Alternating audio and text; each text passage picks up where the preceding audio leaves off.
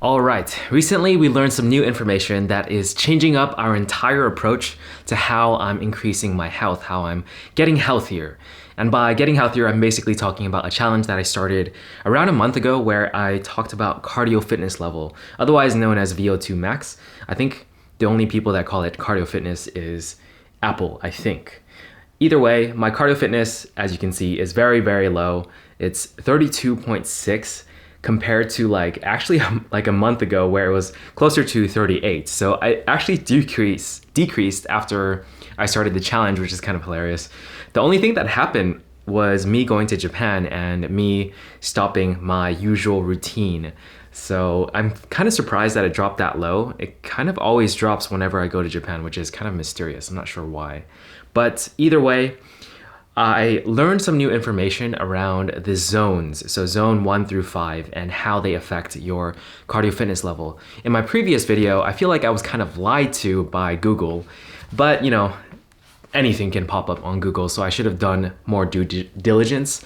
So I want to thank a commenter from my previous video who mentioned something about how the other zones are important. So I was thinking about that and I ended up asking ChatGPT what they thought was a good workout for increasing your VO2 max, because it's linked with health, and the lower it is, the more chances and risks of getting bad things happening to you, like heart disease and all that stuff down the line is going to be.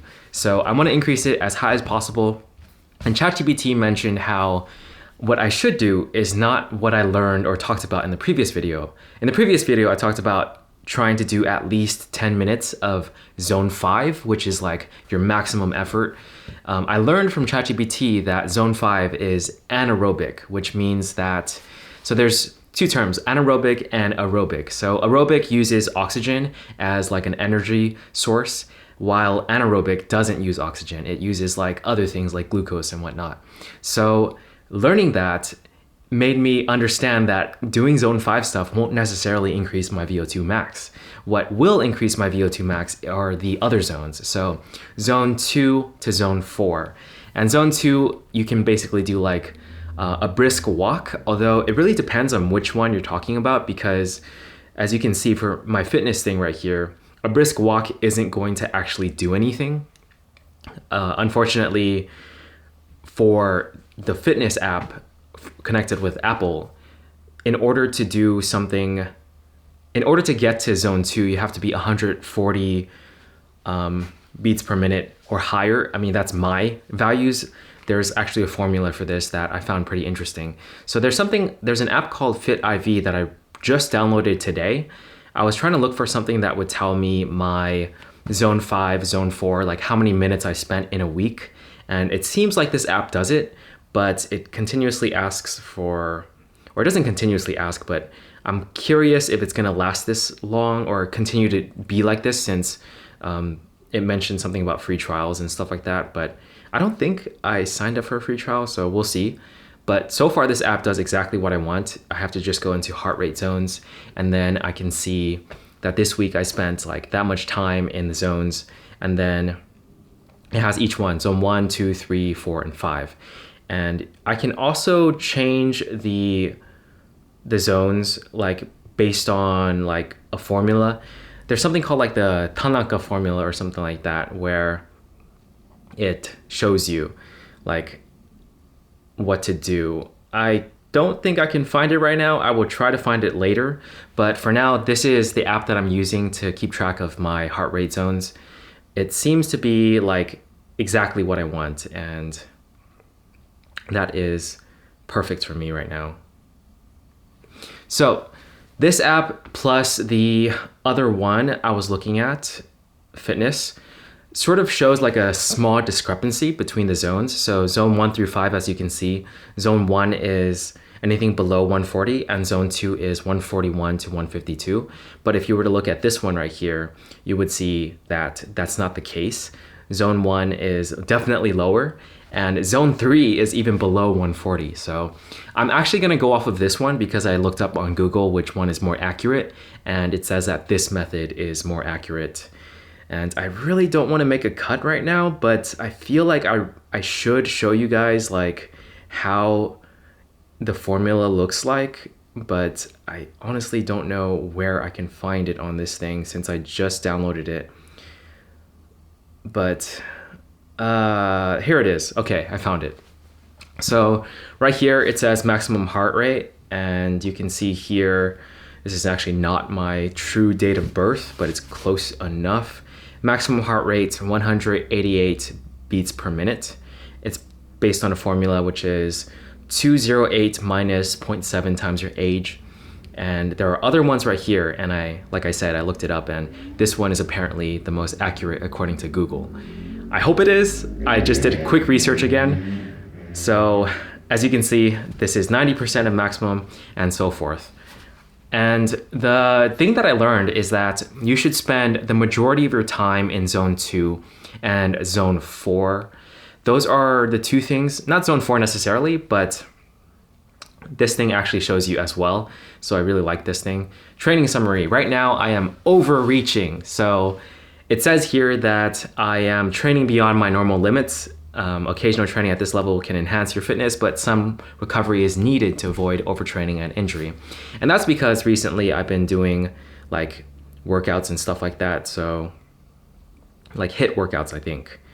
So you can see them right here. And I spend a lot of time in zone 5 when I do the HIIT workouts. This is because I recently bought this iPhone 16 Pro like 2 or 3 months ago, and it gave me a free trial of Apple Fitness, which allows me to access the HIIT workouts. Of course, I can just YouTube it as well, but it's kind of nice that it like connects it for you. It like connects your Apple Watch with your device that you're viewing the workouts on. So I don't know, but I don't think I would actually go past the free trial, but 3 months of the free trial is very nice. So we are doing that, which is causing this thing to say that I'm overreaching because I'm doing like 2 HIIT workouts per week. And so far I'm kind of like resetting myself in terms of like tracking my workouts. So they have like a balance right here that says training focus. And apparently you're supposed to do low aerobic, which is like zone 2 to 3 for 80% of your workouts in your week, basically. And then there's high aerobic, which is zone 4, which is 10 to 20% of your workout. And then anaerobic, which is zone 5, which is supposed to be 5 to 10% of your workout. So right now, anaerobic zone 5 is 18% of my workout, and high aerobic zone 4 is 21% of my workout. And then a low aerobic is only 60% of my workout. So what I need to do is actually increase the amount that I spend in zone 2 and 3 in order to increase my cardio fitness level. Zone 4 also helps. It's high aerobic, which means I'm still using oxygen and my body will get more used to doing that. So basically, zone 2 to 4 is where I want to be spending a lot of time.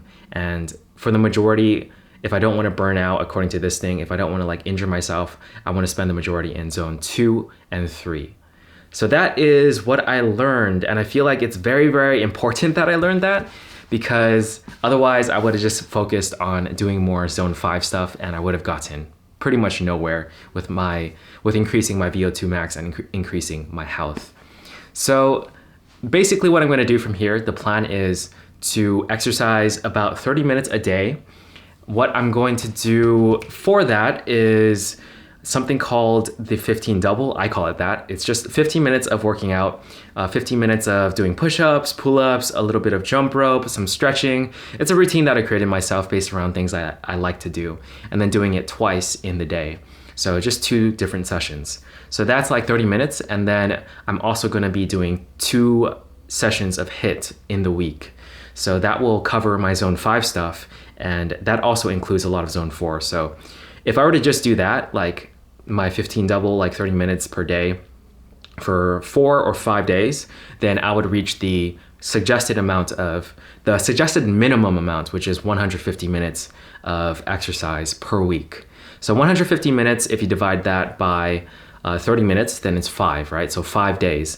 But I think what I'm going to do is do 4 days of 30-minute workouts and then 2 days of HIIT. So HIIT usually lasts about 15 minutes. So it would be 15 minutes plus 15 minutes, that's 30 minutes. Then we have altogether 150 minutes. My goal is to do the, I guess, bare minimum to show that the bare minimum will actually increase my health and get me to a higher VO2 max. I don't know if it will, but I'm gonna try my best. And one of the things that I've been debating in my head is like, how useful is this information? And I feel like for me, it's very, very useful because now I'm gonna start tracking it more. And by the nature of just tracking things, you're gonna think about it more and you're gonna actively try to move towards those goals. If I'm not tracking it, then it's very difficult to know whether or not I did 150 minutes of exercise.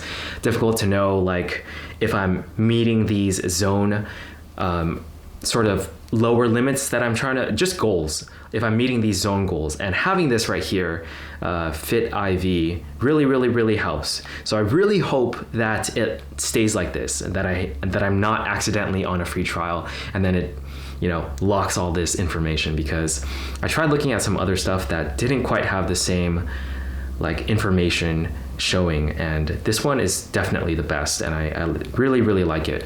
So yeah, that is the plan, and hopefully, you know, I'm gonna check back each month to see how much progress I've made, but hopefully it's gonna be some good progress. Right now, like I said, I'm around 32 for my VO2 max, which is very low, but on occasion, I do see like functional strength training is the thing I put on my Apple Watch for like push-ups and pull-ups and the 15 double, as I call it, my routine.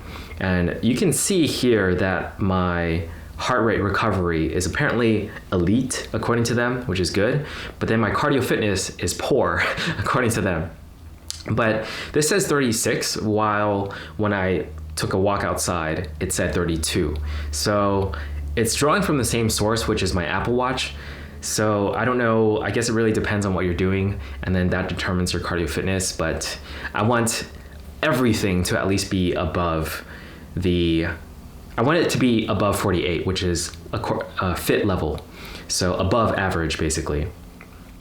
All right, that is enough from me.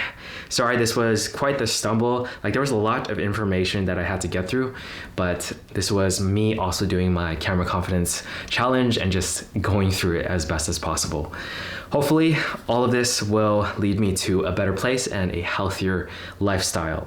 I think, honestly, just by thinking about it a lot, I'm already thinking like, okay, when I walk my dog, I'm going to be like turning on walking for my watch and then also just like continuously trying to get into zone 2. And I think that's already going to help a lot. Like just being mindful of reaching a goal and knowing all this information and knowing that I have to reach certain like goals, or I want to, in order to get healthier and reach the VO2 max level that I want. All right, hopefully this can help some of you guys out there. I'll see you guys in the next one. Peace.